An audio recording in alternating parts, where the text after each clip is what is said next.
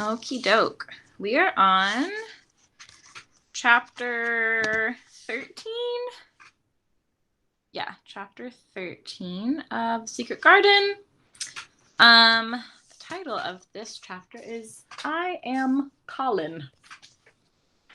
We're meeting a new character today.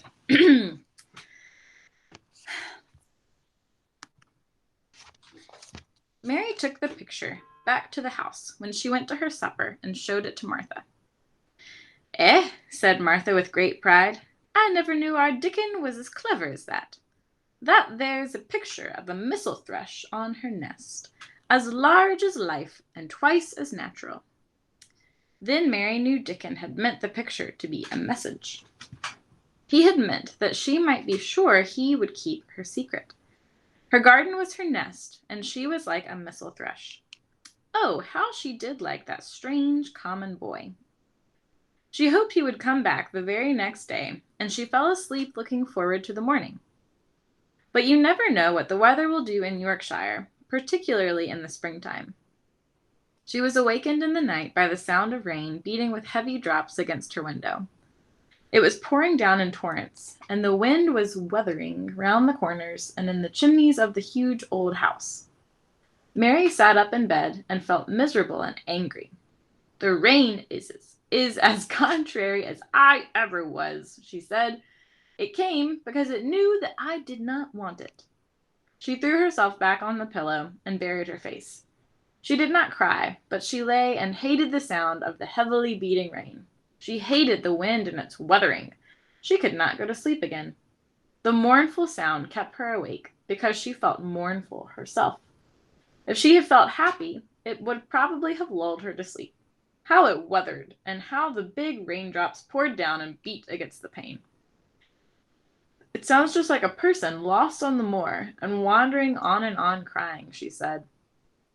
She had been lying awake, turning from side to side, for about an hour, when suddenly something made her sit up in bed and turn her head toward the door, listening. She listened, and she listened. "It isn't the wind now," she said in a loud whisper. "That isn't the wind. It is different. It is that crying I heard before." The door of her room was ajar, and the sound came from down the corridor, a far-off, faint sound of fretful crying. She listened for a few minutes, and each minute she became more and more sure. She felt as if she must find out what it was. It seemed even stranger than the secret garden and the buried key. Perhaps the fact that she was in a rebellious mood made her bold. She put her foot out of the bed and stood on the floor. "I am going to find out what it is," she said. "Everybody is in bed, and I don't care about Mrs. Medlock. I don't care."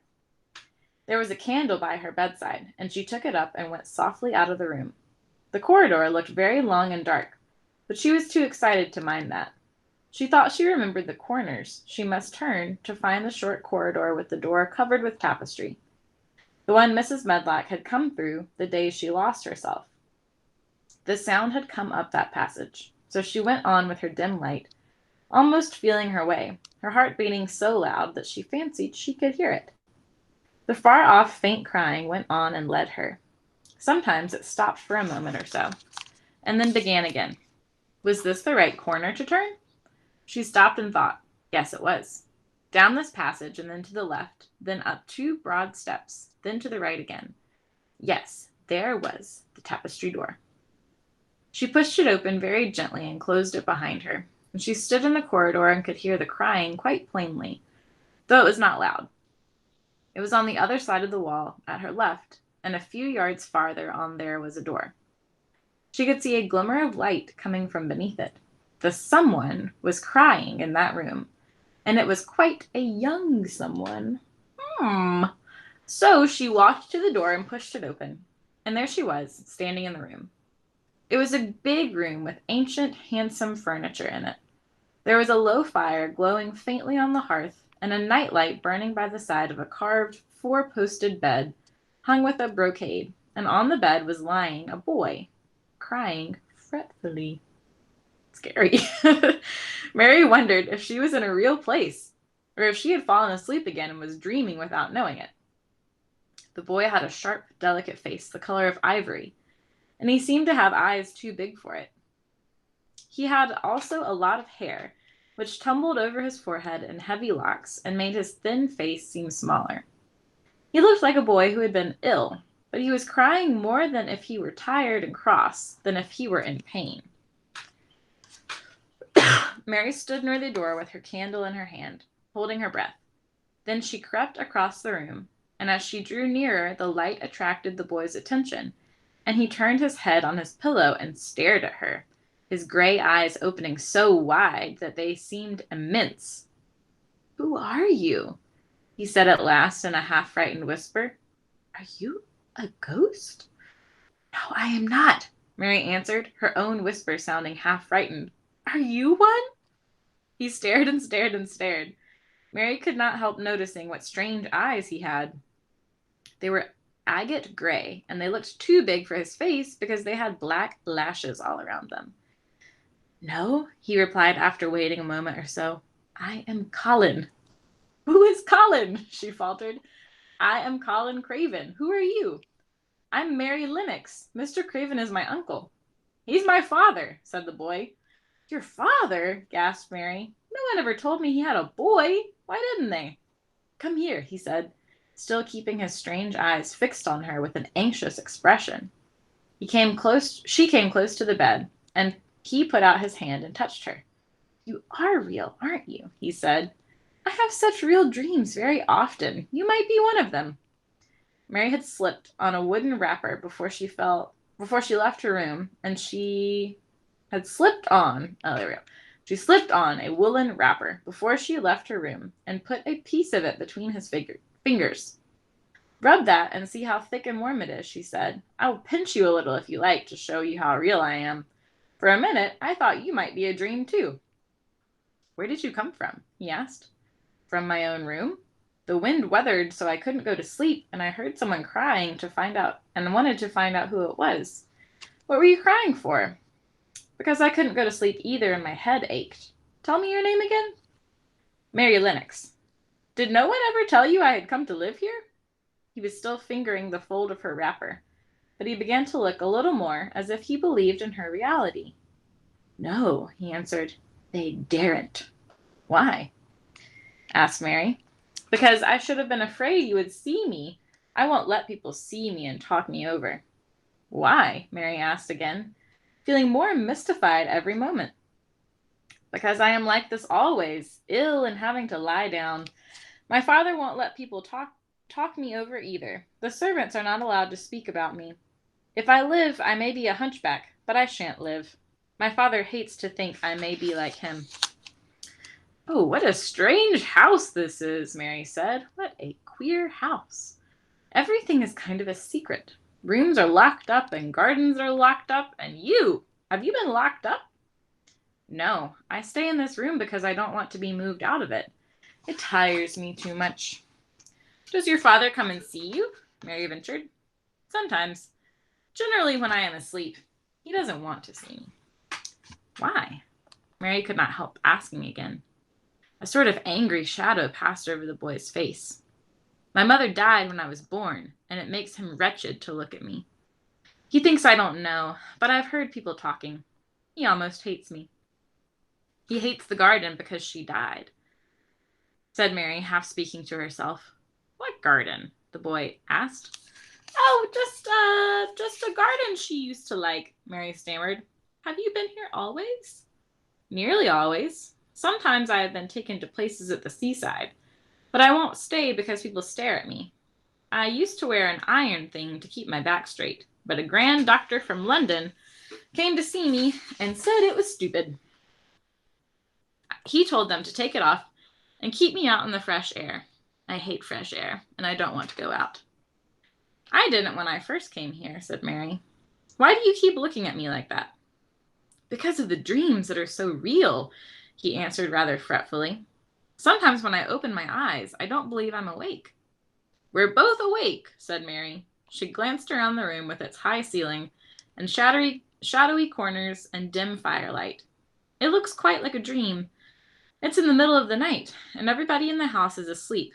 Everybody but us. We are wide awake." "I don't want it to be a dream," the boy said restlessly. Mary thought of something all at once. If you don't like people to see you, she began, do you want me to go away? He still held the fold of her wrapper and gave it a little pull. No, he said. I should be sure you were a dream if you went. If you are real, sit down on that big footstool and talk. I want to hear about you. Mary put down her candle on the table near the bed and sat down on the cushioned stool. She did not want to go away at all. She wanted to stay in the mysterious hidden-away room and talk to the mysterious boy. What do you want me to tell you? She said. He wanted to know how long she had been at Misselthwaite. He wanted to know which corridor her room was on. He wanted to know what she had been doing, if she disliked the moor as he disliked it, where she had lived before she came to Yorkshire. She answered all the questions, and many more, and he lay back on his pillow and listened. He made her tell him a great deal about India and her voyage across the ocean. She found out that because he had been an invalid, he had not learned things as other children had. One of his nurses had taught him to read when he was quite little, and he was always reading and looking up pictures in splendid books. Though his father rarely saw him when he was awake, he was given all sorts of wonderful things to amuse himself with. He never seemed to have been amused, however. He could have anything he asked for, and was never made to do anything he did not like to do. Everyone is obliged to do what pleases me, he said indifferently. It makes me ill to be angry. No one believes I shall live to grow up. He said it as if he were so accustomed to the idea that it had ceased to matter to him at all. He seemed to like the sound of Mary's voice. As she went on talking, he listened in a drowsy, interested way. Once or twice she wondered if he was not gradually falling into a doze, but at last he asked a question which opened up a new subject. How old are you? He asked. I'm 10, answered Mary, forgetting herself for the moment. And so are you. How do you know that? He demanded in a surprised voice. Because when you were born, the garden door was locked and the key was buried, and it has been locked for 10 years. Colin half sat up, turning toward her, leaning on his elbows. What garden door was locked? Who did it? Where was the key buried? He exclaimed as if he were suddenly very much interested. It was the garden Mr. Craven hates, said Mary nervously. He locked the door. No one knew where he buried the key. What sort of garden is it? Colin persisted eagerly. No one has been allowed to go into it for 10 years, was Mary's careful answer.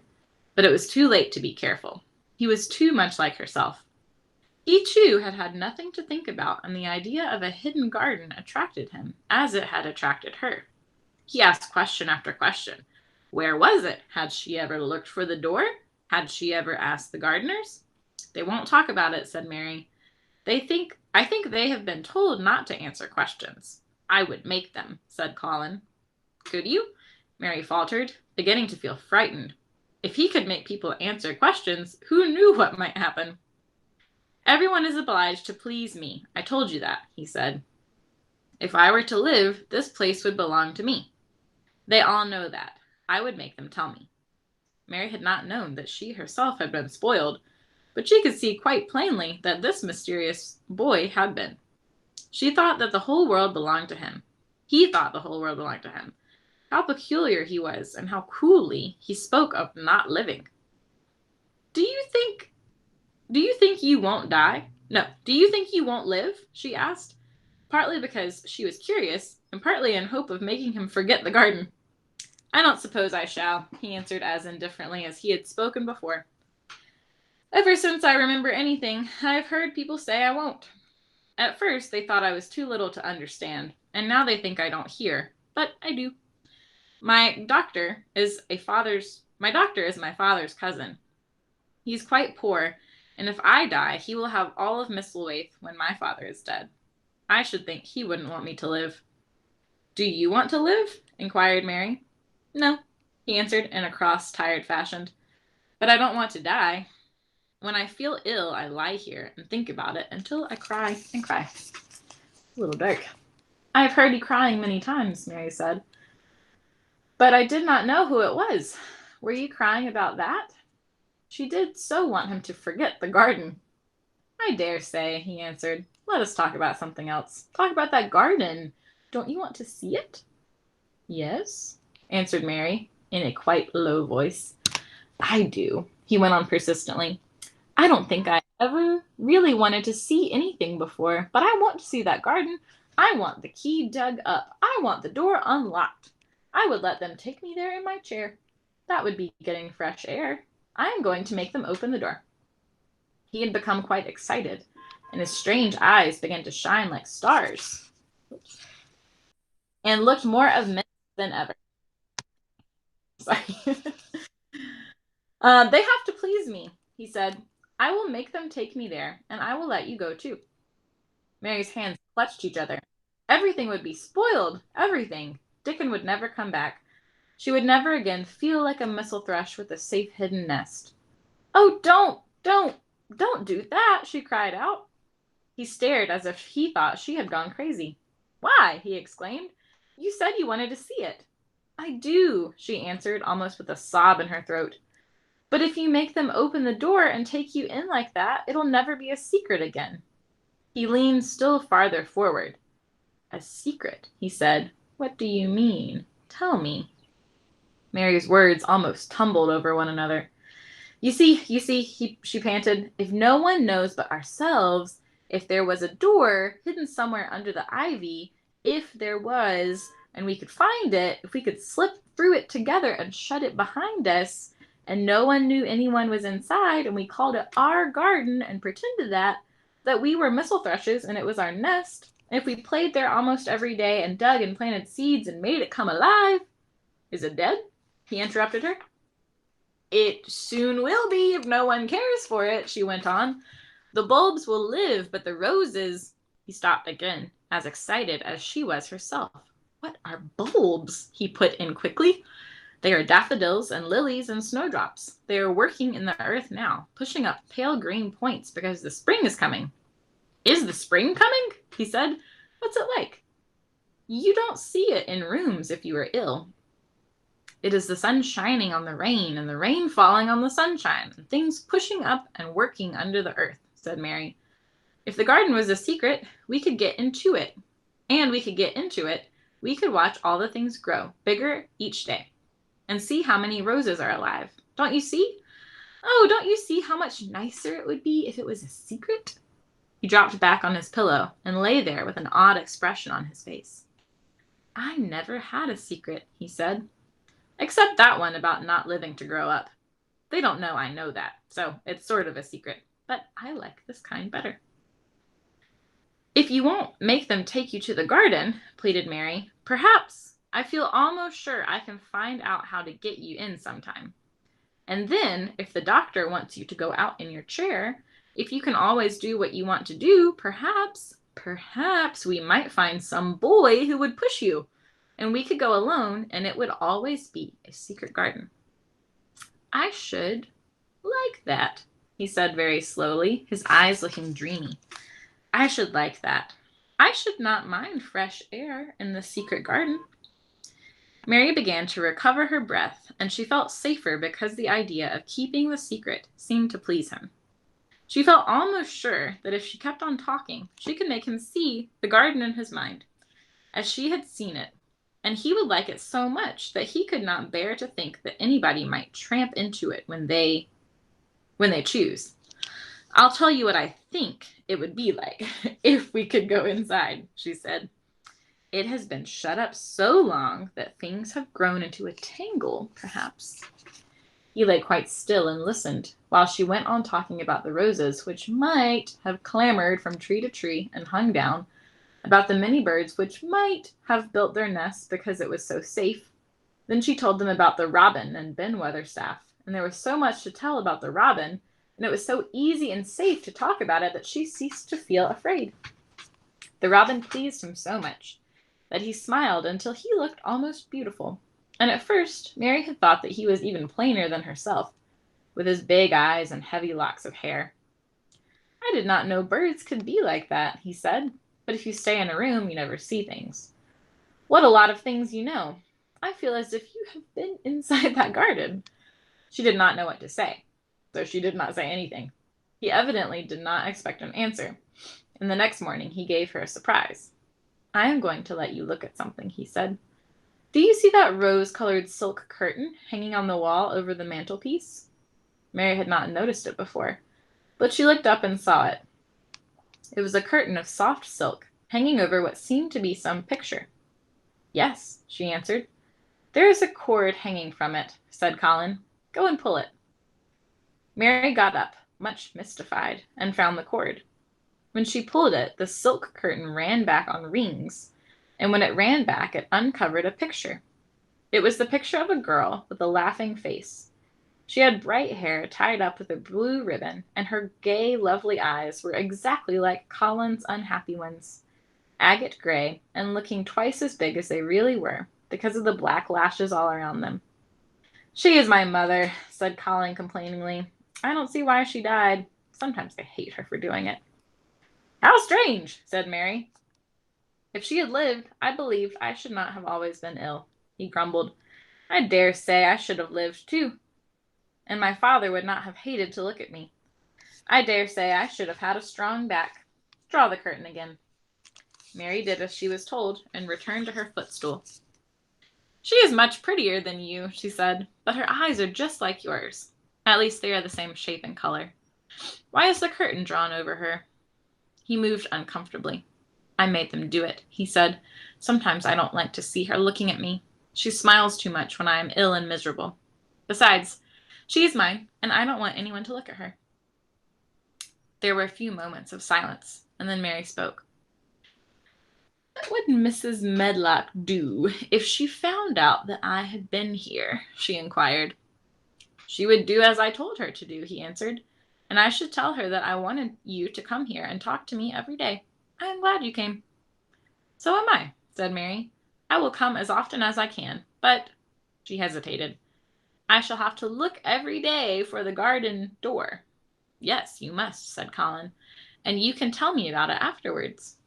He lay thinking a few minutes, as he had done before, and then he spoke again. I think you shall be a secret, too, he said.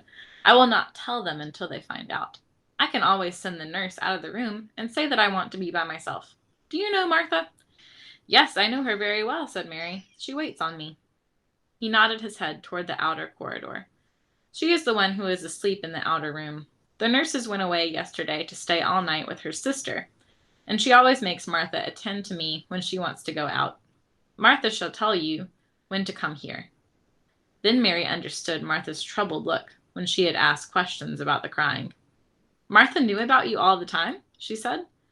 Yes, she often attends to me. The nurses like to get away from me, and then Martha comes. I have been here a long time, said Mary. Shall I go away now? Your eyes look sleepy. I wish I could go to sleep before you leave me, he said rather shyly. Shut your eyes, said Mary, drawing her footstool closer, and I will do what my ayah used to do in India. I will pat your hand, and stroke it, and sing something quite low. I should like that, perhaps, he said drowsily. Somehow she was sorry for him, and did not want him to lie awake, so she leaned against the bed, and began to stroke and pat his hand, and sing a very low little chanting song in Hindustani. Hindustani? That is nice, he said more drowsily still, and she went on chanting and stroking. But when she looked at him again, his black lashes were lying closed against his cheeks, for his eyes were shut and he was fast asleep. So she got up softly, took her candle, and crept away without making a sound.